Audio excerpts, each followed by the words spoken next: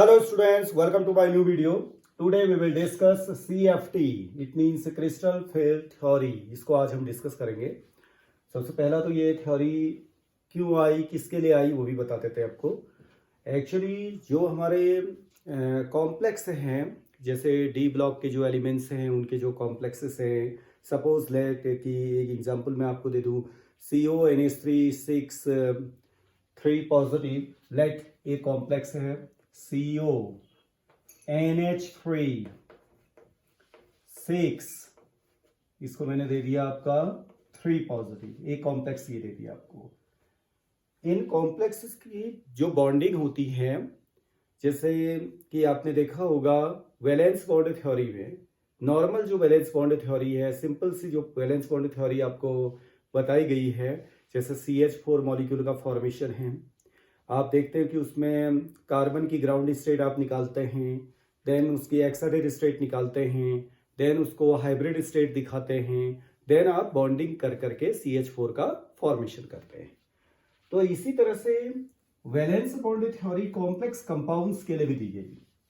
जो complex molecule हैं like CONH3 3 positive हैं, इस तरह के मॉलिक्यूल्स के लिए भी वैलेंस बॉन्ड थ्योरी दी गई. ओके, लेकिन कुछ इस तरह की थ्योरी में कुछ VBT जब दिया गया तो कुछ प्रॉब्लम्स फेस हुई कि जो ये कॉम्प्लेक्सेस हैं उनमें जो लिगेंड्स लगे हुए हैं, आप देखते हैं कि ये NH3 क्या है, आपका लिगेंड है. ये कोबाल्ट यहाँ पर क्या दिया हुआ है, सेंट्रल मेटल एटम है. इसी तरह से अगर मैं एक कॉम्प्लेक्स को और लिखूं, लेट एक और लिख दिया मैंने इसी का, कोबाल्ट का ही एक कॉम्प्लेक्स है COF6 और बाहर से लगा हुआ है 3 नेगेटिव.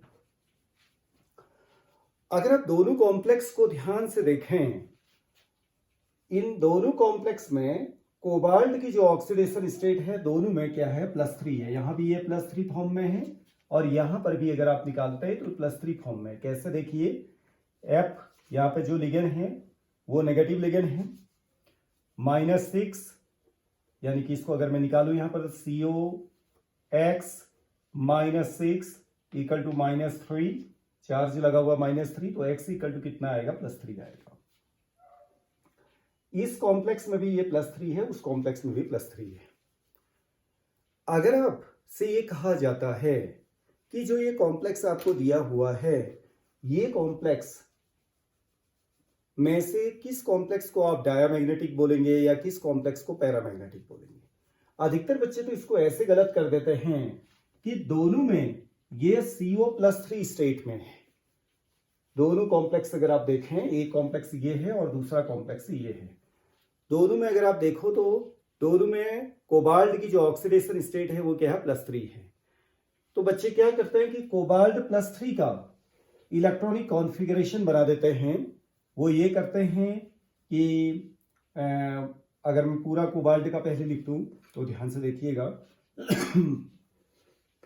CO कितना होता है, 27 होता है. तो पूरा अगर आप लिखें तो 1s2 2s2 2p6 3s2 3p6, फिर क्या आएगा 4s2, देन आपका क्या आएगा 3d7. ये तो क्या है आपका कोबाल्ट 27. लेकिन आपको बनाना क्या है, CO+3. तो जब CO+3 बनाएंगे तो वो भी देख लीजिएगा, मोस्ट ऑफ द केसेस बच्चे इसको गलत बना देते हैं कि इसकी जब +3 स्टेट बनाओगे आप CO+3, तो इलेक्ट्रॉन, अधिकतर बच्चे मैंने देखा कि 3D से इलेक्ट्रॉन निकाल देते हैं. सभी 3 के 3 इलेक्ट्रॉन इससे निकालते हैं और इसको पहुंचा देते हैं कहाँ, 3D4 में पहुंचा देते हैं. तो ये गलत है. आउटर मोस्ट ऑर्बिट कौन है इसमें, फोर्थ है. ऑबाउ के प्रिंसिपल के अकॉर्डिंग इसको 4s की एनर्जी कम है, 3D की एनर्जी ज्यादा, तो इसको हम पहले लिख लेते हैं आउटर मोस्ट ऑर्बिट. लेकिन हमारा क्या है, 4th है. तो जब +3 बनाओगे आप तो आउटर मोस्ट ऑर्बिट से पहले 2 इलेक्ट्रॉन यहां से निकलेंगे, 1 इलेक्ट्रॉन यहां से निकलेगा. तो कोबाल्ट CO+3 का जब बनेगा तो ये रहेगा ही सब कुछ, लास्ट में यहां पर आ जाएगा 4s 0 होगा और ये क्या होगा, 3d6 होगा. पहले तो इलेक्ट्रॉनिक कॉन्फ़िगरेशन बिल्कुल क्लियर आपको आना चाहिए कि कैसे उसको किया जाता है. अब मोस्ट ऑफ द केसेस में मैंने बच्चों को ये देखा करते हुए कि CO+3 ये भी है, CO+3 ये भी है, तो वो सेंट्रल एटम का इलेक्ट्रॉनिक कॉन्फ़िगरेशन निकाल लेते हैं. वो 3d6 निकाल लिए, तो 3d6 निकालने के बाद वो इसको पूरा बना लेते हैं। 3d6 को आप पूरा बनाते तो ऐसे करते हैं 1 2 3 4 5, तो 1 2 3 4 एंड 5 एंड 6, ठीक है ना। तो कितने अनपेयर्ड इलेक्ट्रॉन दिखाई दे रहे हैं CO3 पॉजिटिव में? 1 2 3 4। There are 4 unpaired electron with CO +3। तो on the basis of these 4 unpaired electron, तो बच्चे कहते हैं कि सर ये पैरामैग्नेटिक होगा। ये क्या होगा? पैरामैग्नेटिक होगा।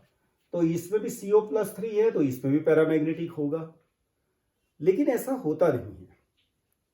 होता क्या है, अगर आप लोगों ने थोड़ा भी इसको देखा हो, आप अगर केवल CO +3 को देखोगे, उससे जुड़े हुए जो ये लिगेंड्स लगे हुए हैं, देखिए जो नंबर ऑफ लिगेंड्स यहां पे लगे हुए हैं, 6 लिगेंड लगे हुए हैं और क्या है? NH3 है। अगर आप इसके रोल को नेग्लेक्ट कर देते हैं तो कॉम्प्लेक्स की प्रॉपर्टी जो है, जो आप निकाल रहे होते हैं, वो गलत निकाल रहे होते हैं। यहां पे NH3 और F ये दो अलग अलग टाइप के लिगेंड हैं, दोनों का नेचर अलग अलग है। पहले तो किस तरह से मैं आपको बता दूं, NH3 एक न्यूट्रल लिगेंड है और F आपका क्या है? नेगेटिव लिगेंड है। NH3 जो है स्पेक्ट्रोकेमिकल सीरीज के अकॉर्डिंग अगर देखें, स्पेक्ट्रोकेमिकल सीरीज, अब ये on the basis of crystal field splitting ही इसको निकाला गया है, CFT के अकॉर्डिंग निकाला गया, अभी आगे देखेंगे उसको। NH3 जो होता है वो एक स्ट्रॉन्ग लिगेंड होता है और जो F होता है वो क्या होता है? वीक लिगेंड होता है। तो स्ट्रॉन्ग लिगेंड और वीक लिगेंड की वजह से CO3 पॉजिटिव का जो इलेक्ट्रॉनिक कॉन्फ़िगरेशन है वो बदल जाता है। क्लियर? तो इसकी वजह से क्या होता है, अभी मैं आपको ऐसे बता दूं, फिर सिस्टमेटिक तरीके से बताएंगे। NH3 जो है स्ट्रॉन्ग लिगेंड होता है, इसकी वजह से ये तो हो जाता है आपका डायामैग्नेटिक। ये क्या हो जाता है? Diamagnetic. And here F being a week ligand, जो F होता है वो वीक लिगेंड होता है। ये स्पेक्ट्रोकेमिकल सीरीज के अकॉर्डिंग हम बोल रहे हैं। तो ये वीक लिगेंड है तो इसमें अनपेयर्ड इलेक्ट्रॉन बने रहते हैं। तो ये होता है आपका क्या? पैरामैग्नेटिक। Paramagnetic, okay. जो डायामैग्नेटिक और पैरामैग्नेटिक नेचर मैंने यहां पे बताया आपको, ये जो है VBT ने कहीं भी एक्सप्लेन नहीं किया था, ओके। बैलेंस बॉन्ड थ्योरी में कहीं पर भी ये नहीं कहा गया कि कोई कॉम्प्लेक्स डायामैग्नेटिक क्यों हुआ और कोई कॉम्प्लेक्स पैरामैग्नेटिक क्यों हुआ, क्योंकि उसमें यह एक्सप्लेन नहीं हो पाया नेचर ऑफ लिगेंड का रोल मैग्नेटिक बिहेवियर को, मैग्नेटिक मोमेंट को चेंज करने में क्या होगा, ऐसा कुछ भी नहीं बताया गया था वैलेंस बॉन्ड थ्योरी में। दूसरा, वैलेंस बॉन्ड थ्योरी में क्या नहीं बताया गया था? स्पेक्ट्रल प्रॉपर्टीज को एक्सप्लेन नहीं किया गया था। स्पेक्ट्रल प्रॉपर्टीज मीन्स है कि उसका कलर कैसा होगा और कलर आएगा कैसे। अगर किसी में कोई कॉम्प्लेक्स अगर कलर शो कर रहा है तो कलर का कारण होता है इलेक्ट्रॉनिक ट्रांजिशन। वो इलेक्ट्रॉनिक ट्रांजिशन कैसे होगा ये कुछ भी VBT में नहीं बताया गया था।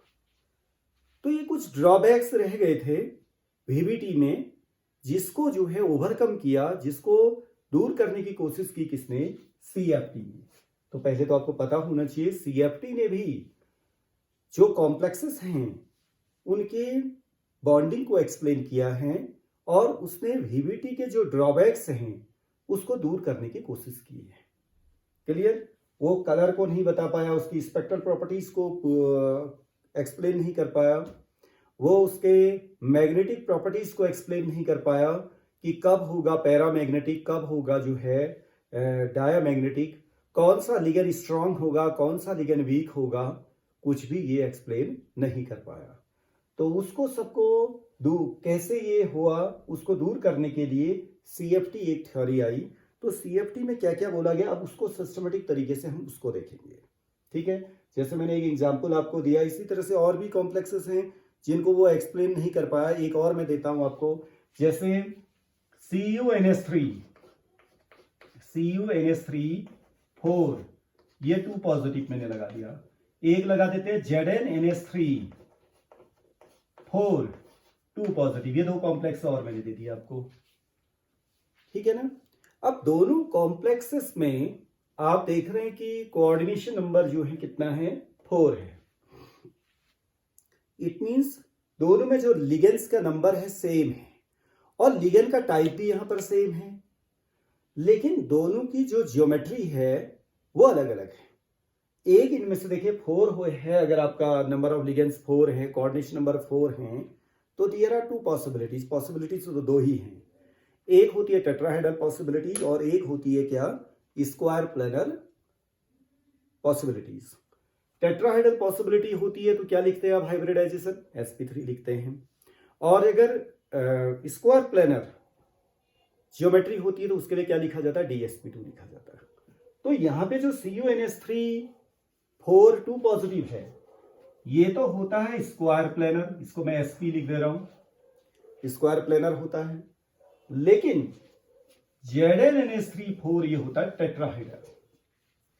ZnNH3 4 2 पॉजिटिव क्या होता है, टेट्राहेड्रल। कुछ इस तरह का इसमें चेंजेस आ जाते हैं। स्क्वायर प्लेनर ये होता है तो इसका माने इसमें तो हाइब्रिड स्टेट होती है dsp2 किसकी, Cu की। लेकिन ये टेट्राहेड्रल है तो इसमें जिंक की जो हाइब्रिड स्टेट होगी क्या, वो sp3 होगी। तो इस तरह का वेरिएशन क्यों आया, लिगेंड सेम थे तो यहां पे Cu dsp2 होकर के उसका मैग्नेटिक नेचर भी कैसा रहा होगा, वो भी डिफरेंट रहा होगा। sp3 है तो इसका मैग्नेटिक नेचर अलग रहा होगा, ठीक है ना। तो ये कुछ प्रॉब्लम्स थी, कुछ ड्रॉबैक्स थे जो VBT में रह गए थे। इन्हीं को दूर करने के लिए कौन सी थ्योरी आई हमारी, CFT आई। अब CFT ने क्या क्या बोला, पहले इसको एक्सप्लेन कर लेते कुछ चीजें। देखिए CFT के जो पोस्टुलेट्स हैं वो क्या क्या रहे। सबसे पहला तो उसने ये बोला कि जो क्रिस्टल फील्ड थ्योरी में मेन पॉइंट हैं वो ये हैं कि जो सेंट्रल मेटल एटम होगा, सेंट्रल मेटल एटम, ध्यान से इसको समझने की कोशिश करिएगा। सेंट्रल मेटल एटम या आयन, जो जैसा भी स्टेट उसमें होगी, कभी वो न्यूट्रल एटम भी हो सकता है, कभी वो आयन के फॉर्म में भी हो सकता है, ठीक है ना। सेंट्रल मेटल एटम और आयन एंड लिगेंड के बीच में जो लिगेंड उससे लगा होगा, लिगेंड को मैं लिगेंड, चलो लिगेंड ही लिख देते हैं इसमें, लिगेंड्स, इनके बीच में एक इलेक्ट्रोस्टैटिक इंटरैक्शन होगा। इनके बीच में क्या होगा, इलेक्ट्रोस्टैटिक इंटरैक्शन। वो इलेक्ट्रोस्टैटिक जो इंटरैक्शन होंगे वो 2 तरह के होंगे। नंबर 1 किस तरह का होगा, इलेक्ट्रोस्टैटिक इंटरैक्शन तो होगा, लेकिन होगा कैसा वो सेकंड में लिख देते हैं। देखिए सेंट्रल मेटल एटम के जो इलेक्ट्रॉन होंगे और जो लिगेंड के इलेक्ट्रॉन होंगे, सेंट्रल मेटल एटम के जो इलेक्ट्रॉन होंगे और जो लिगेंड के इलेक्ट्रॉन होंगे, एक तरह से यहां देख लीजिए CO3 पॉजिटिव यहां पर सेंट्रल मेटल एटम है, इसके जो इलेक्ट्रॉन होंगे और जो NH3 लिगेंड है उसके जो इलेक्ट्रॉन होंगे, उनके बीच में आपस में क्या होगा, रिपल्सन होगा। एक्चुअली जो लिगेंड है वो आपका पॉइंट चार्ज के रूप में है, उसमें आपका क्या होगा, वो निगेटिवली चार्ज होंगे या न्यूट्रल होंगे। अगर न्यूट्रल भी होंगे तो उसमें नॉन बॉन्डिंग इलेक्ट्रॉन होंगे, क्योंकि उसी को डोनेट किया जाएगा किसको, सेंट्रल मेटल एटम को। तो उन इलेक्ट्रॉनों के बीच में जो लिगेंड के इलेक्ट्रॉन होंगे जो पॉइंट चार्ज के रूप में अवेलेबल हैं, लिगेंड के जो इलेक्ट्रॉन होंगे और सेंट्रल मेटल एटम के जो इलेक्ट्रॉन होंगे, उनके बीच में आपस में क्या होगा, रिपल्सन होगा।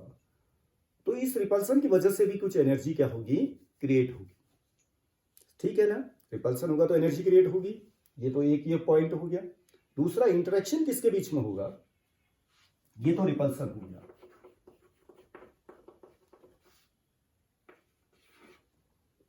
जो सेंट्रल मेटल एटम होगा, central metal atom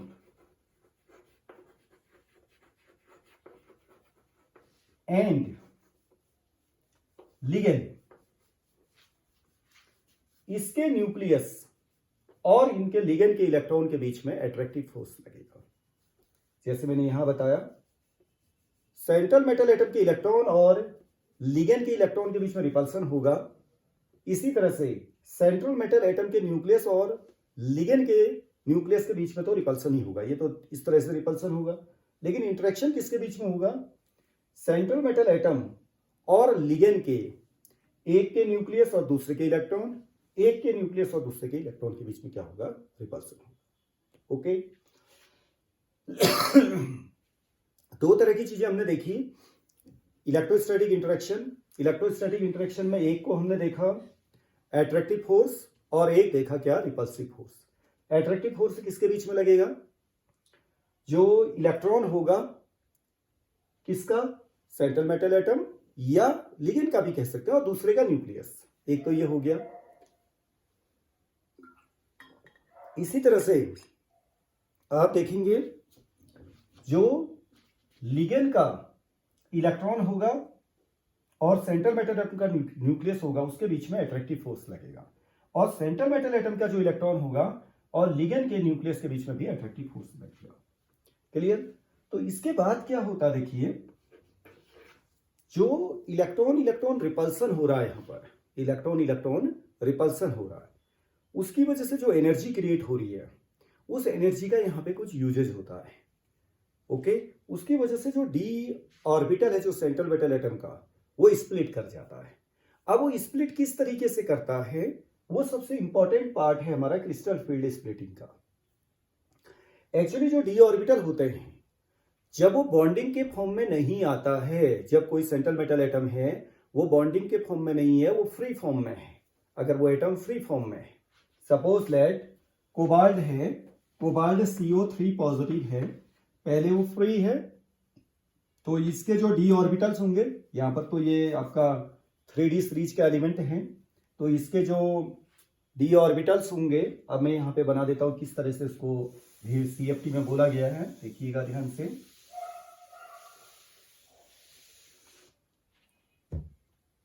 cobalt CO3 positive के जो डी ऑर्बिटल्स होंगे उनको मैं बना दे रहा हूं यहां पे। देखिए कितने डी ऑर्बिटल हैं? 5 डी ऑर्बिटल हो गए, 1 2 3 4 5। ये सभी सेम एनर्जी के होंगे जब तक वो आइसोलेटेड फॉर्म में है, जो ये आइसोलेटेड एक फॉर्म है। लेकिन जैसे ही लिगेंड इसके साथ में अप्रोच करने लगेंगे और स्फेरिकली सब चारों तरफ से बराबर तरीके से अगर वो करेंगे, स्फेरिकली ये डी ऑर्बिटल को चारों तरफ से वो बराबर तरीके से क्या करेंगे? अप्रोच करेंगे। स्फेरिकल अप्रोच उसको कहते हैं। तो ये सबकी एनर्जी क्या हो जाएगी? आपकी बढ़ जाएगी, सबकी एनर्जी बढ़ाती। 5 के 5 डी ऑर्बिटल क्या हो जाएंगे? हायर एनर्जी लेवल में चले जाएंगे। पहले तो ये आपका क्या था? फ्री एटम और आयन, फ्री आयन लिख देते हैं, all are degenerate. Ligand approach किया स्फेरिकली, सभी की एनर्जी बढ़ गई, ये हायर एनर्जी में चला गया। लेकिन जैसे ही लिगेंड अब बॉन्ड बनाएगा, लिगेंड किसके साथ में? ऑर्बिटल के साथ में ही तो ओवरलैप करेगा। जो डी ऑर्बिटल है उनको ओवरलैप करेगा, तो ये क्या करते हैं? 2 पार्ट्स में डिवाइड हो जाते हैं। कैसे? देखिए, एक्चुअली जो डी ऑर्बिटल्स हैं हमारे, वो क्या हैं? जैसे DXY, DYZ, DXZ, DX² minus Y² and last one is DZ²। ये 5 तरह के जो डी ऑर्बिटल हैं। कुछ तो जो है अलोंग द एक्सिस हैं, एक्सिस में, जैसे DX² माइनस Y² DZ², ये तो ऑन द एक्सिस में है। लेकिन बिटवीन द एक्सिस कौन है? जो कार्टेशियन एक्सिस है हमारे XYZ, DXY, DYZ और DXZ, ये बिटवीन द एक्सिस है।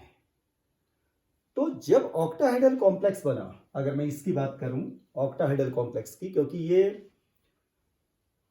टाइप ऑफ जो कॉम्प्लेक्स होगा, किस तरह का कॉम्प्लेक्स होगा, किस तरह का लिगेंड होगा, इस पर डिपेंड करता है कि स्प्लिटिंग कैसी होगी।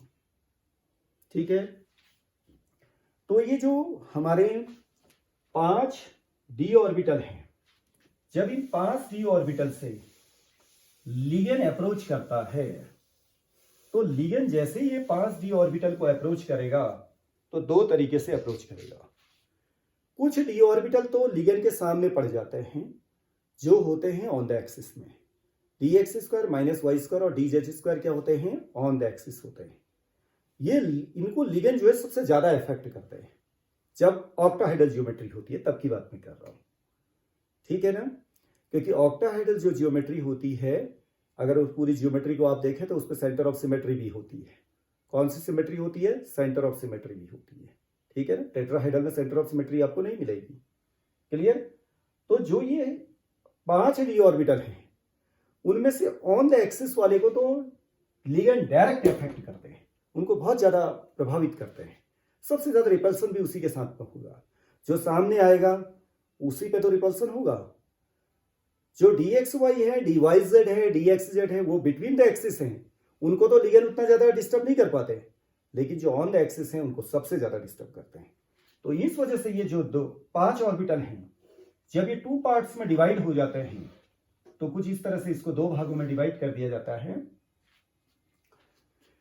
जिसको वो डिस्टर्ब नहीं कर पाते। कौन? लिगेंड। किसकी बात कर रहा हूं मैं? जैसे NH3 है, जिसको वो डिस्टर्ब नहीं कर पाते उनकी तो एनर्जी रहती है कम, okay.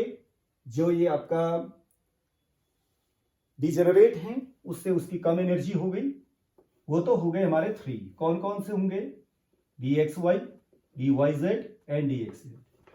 DXY, DYZ and DXZ, ये 3 तो ये हो गए, ठीक है ना। लेकिन 2 की एनर्जी बहुत ज्यादा बढ़ जाती है, क्योंकि वो डायरेक्ट लिगेंड के कांटेक्ट में आ जाते हैं। जब डायरेक्ट लिगेंड के कांटेक्ट में आएंगे तो लिगेंड के इलेक्ट्रॉन और उन इलेक्ट्रॉनों के बीच में, उन ऑर्बिटल्स में जो इलेक्ट्रॉन होंगे उनके बीच में रिपल्सन होगा, तो ऑब्वियसली की एनर्जी क्या होगी? बढ़ेगी, ओके। ये तो 2 हो गए, dx² - y² और क्या हो गया? dz²। dx² - y² और dz², ये 2 हो गए, ठीक है ना। इस तरीके से ये जो 2 भागों में टूटा है, 2 पार्ट्स जो बने हैं, इनको भी कुछ नाम दिया गया है।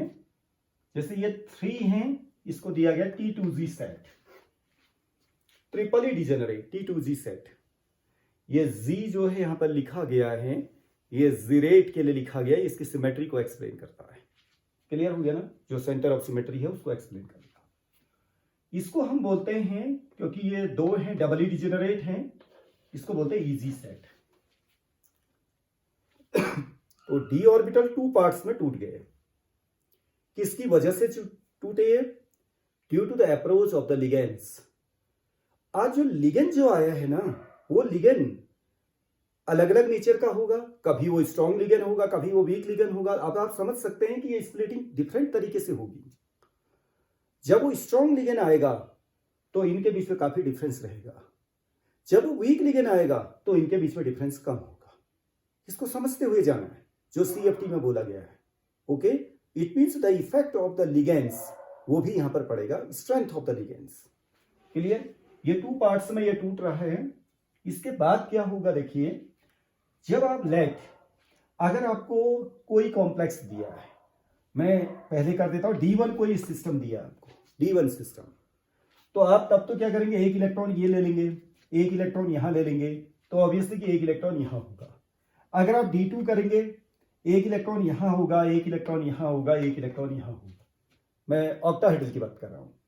D3 लेंगे, एक इलेक्ट्रॉन यहां होगा, एक इलेक्ट्रॉन यहां होगा, एक इलेक्ट्रॉन यहां होगा। नाउ जैसे D4 आएंगे, आपके पास में पॉसिबिलिटी जाने लगेगी। देखिए, अब हम D4 में चले आते हैं। D4 में आएंगे, यहां तो ये हो गया, यहां ये होगा, लेकिन यहां पे क्या होगा? 1 2 3 4 ये भी हो सकता है, 1 2 3 4 ये भी हो सकता है। अभी किस पे डिपेंड करेगा कि पेयरिंग होगी या इलेक्ट्रॉन ऊपर जाएगा? ये इस पे डिपेंड करेगा कि उनका जो डिफरेंस है, यानी कि क्रिस्टल फील्ड स्प्लिटिंग जो हुई है। इसको क्रिस्टल फील्ड स्प्लिटिंग को कैसे लिखते हैं वो भी मैं आपको बता दूं। यहां से यहां जो पूरा डिफरेंस ये दिखाते हैं हम, ऑक्टाहाइड्रल के केस में है तो हम क्या लिख देते हैं? Delta O। यहीं पर टेट्राहाइड्रल का केस होगा तो डेल्टा T लिखेंगे, या इसी को एक तरीके से और एक्सप्रेस किया जाता है OR और 10 DQ करके लिख देते हैं। इसको क्या लिख देते हैं? 10 DQ। ओके, तो जो डेल्टा O है स्ट्रॉन्ग लिगेंड होगा तो डेल्टा O ज्यादा होगा, और वीक लिगेंड है तो डेल्टा O क्या होगा? कम होगा। अब यहां देखिए, जब D4 सिस्टम आप बनाएंगे, if this difference is very high, ये जब डिफरेंस बहुत ज्यादा होगा तो फोर्थ इलेक्ट्रॉन में क्या होगा देखिए 1 2 3 ऊपर को जाना बहुत टफ होगा क्योंकि इसमें डिफरेंस बहुत ज्यादा होगा। किस केस में होगा? वो स्ट्रॉन्ग लिगेंड के केस में होगा। तब इलेक्ट्रॉन जो है यही पेयर कर जाएगा, कहां? T2Z सेट में ही पेयर कर जाएगा। इट मींस वहां पर उस केस में क्या होगा? Delta O is very very high than pairing energy. जो पेयरिंग एनर्जी होगी वो बहुत कम होगी और डेल्टा O बहुत ज्यादा होगा। क्रिस्टल फील्ड स्प्लिटिंग बहुत ज्यादा होगी। यहीं पे जो दूसरा केस आएगा वो क्या होगा देखिए, जब क्रिस्टल फील्ड स्प्लिटिंग कम है और पेयरिंग एनर्जी बहुत ज्यादा है तो उस केस में क्या होगा देखिए, ध्यान से देखिएगा, ये दोनों होंगे पास पास। तब क्या होगा आपका देखिए 1 2 3 एंड फोर्थ वन यहां आ जाएगा। वो कब होगा? जब delta O is smaller than P। दोनों में जो इलेक्ट्रॉनिक कॉन्फ़िगरेशन आएगा मैं यहां पे बना के दे रहा हूं आपको, देखिए if delta O is greater than P, then electronic configuration will be T2Z4 EZ0. Okay, if delta O is smaller than P, then T2Z3 EZ1, ये इलेक्ट्रॉनिक कॉन्फ़िगरेशन होगा। तो दोनों में देखिए इलेक्ट्रॉनिक कॉन्फ़िगरेशन में डिफरेंस आ रहा है। तो इलेक्ट्रॉनिक कॉन्फ़िगरेशन में डिफरेंस आ रहा है तो इससे जो है उनकी मैग्नेटिक प्रॉपर्टीज भी बदल रही है। अगर मैं यहीं केवल D4 तक ही अगर बात करूं आपसे, अभी आप देख रहे हैं कि जब D4 हो रहा है और delta O is very very high than P, तब आपका T2Z4 हो रहा है। तब आपके अनपेयर्ड इलेक्ट्रॉन दो ही है। अनपेयर्ड इलेक्ट्रॉन कितने? दो ही हैं। है तो पैरामैग्नेटिक लेकिन अनपेयर्ड इलेक्ट्रॉन दो है। But in case of delta O is very small than P, then the electronic configuration of the complex ion will be T2Z3EZ1. T2Z3EZ1, it means now there are 4 unpaired electrons. Both cases are paramagnetic, but one is less paramagnetic, other one is high paramagnetic, a strong paramagnetic in nature. It means जब आपका delta O कम है P से तब तो strong paramagnetic है, लेकिन जब delta O is high than P तब वीक पैरामैग्नेटिक है दोनों में पैरामैग्नेटिक। तो इससे ये पता चल रहा है हमें कि लिगेंड का जो नेचर है, देखिए लिगेंड का जो नेचर है उसका इफेक्ट किस में पड़ रहा है? हमारे मैग्नेटिक बिहेवियर में पड़ रहा है। जब मैग्नेटिक बिहेवियर में पड़ रहा है तो ऑब्वियसली स्पेक्ट्रल प्रॉपर्टीज में भी पड़ेगा। क्लियर? वो कलर होगा या कलरलेस होगा, किस तरह का कलर शो करेगा वो डिपेंड करेगा इलेक्ट्रॉनिक ट्रांजिशन किस में हो रहा है, किस कलर में हो रहा है, स्ट्रॉन्ग किस वेवलेंथ में हो रहा है। इलेक्ट्रॉनिक ट्रांजिशन जिस वेवलेंथ में होगा, अगर वो टाइटली हेल्ड होंगे तो उसके लिए हाई फ्रीक्वेंसी की लाइट आपको चाहिए, ठीक है ना, यानी कि लेस वेवलेंथ आपको देनी पड़ेगी। तो उस तरीके से उसकी मैग्नेटिक प्रॉपर्टीज, स्पेक्ट्रल प्रॉपर्टीज सब कुछ चेंज हो रही है। किस पर डिपेंड कर रही है? NH3 और यानी कि यहाँ पर लिगेंड की बात नहीं कर रहा हूँ, लिगेंड पर डिपेंड कर रही है। तो अभी जो मैंने आपको यहाँ पर बताया है आज, वो केवल स्प्लिटिंग को मैंने समझाया है। तो इसमें अब अलग अलग कंपाउंड को आपको एक्सप्लेन करने की जरूरत है। जैसे ये है हमारा, आप इसको भी बना लेंगे, मैं इसको बता रहा हूं आपको, आप खुद बना भी सकते हैं इसको। देखिए ये जो NH3 है ये आपका स्ट्रॉन्ग लिगेंड है। तो स्ट्रॉन्ग लिगेंड है तो कौन सी कंडीशन आएगी? ये वाली कंडीशन में आप बनाइएगा, पहली वाली कंडीशन, स्ट्रॉन्ग लिगेंड की कंडीशन। और जब COF6 3 नेगेटिव है तो आप ये दूसरी वाली कंडीशन में बनाइएगा, क्योंकि ये जो है आपका वीक लिगेंड है, तो वीक लिगेंड है तो डेल्टा O कम होगा। तो इससे आपको ये पता चल जाएगा कि किसमें आपका, अगर ये जो है आपका डायमैग्नेटिक है तो इसमें जो उसका ज्योमेट्री है वो क्या आएगी, क्योंकि ये मैंने क्या बोला आपसे, स्ट्रॉन्ग लिगेंड। तो स्ट्रॉन्ग लिगेंड है तो ये कंडीशन आएगी, ठीक है ना। तो स्ट्रॉन्ग लिगेंड में क्या होगा आपका, अंदर के जो ऑर्बिटल्स हैं उनका यूज होता है, तो इसमें इलेक्ट्रॉनिक कॉन्फ़िगरेशन जो आएगा वो आप बना सकते हैं। मैं इसका ज्योमेट्री के अंदर जो उसके हाइब्रिड स्टेट है वो बता देता हूं। इसमें आएगा आपका D2sp3 जब स्ट्रॉन्ग होगा, लेकिन जब वीक होगा COF6 वाले में जो आएगा वो आएगा आपका sp3d2 आएगा। ओके, तो इट मींस जब वो स्ट्रॉन्ग लिगेंड होगा तो तब तो वो इनर ऑर्बिटल कॉम्प्लेक्स बना लेगा, और जब वो वीक लिगेंड होगा तो आपका आउटर ऑर्बिटल कॉम्प्लेक्स बनेगा, आउटर ऑर्बिटल, और ये हो गया आपका क्या, इनर ऑर्बिटल। ओके, तो आप इस पे प्रैक्टिस करिएगा, आपको जो है काफी कुछ क्लियर हो जाएगा। Okay, thank you very much. Now see you in next video. Thank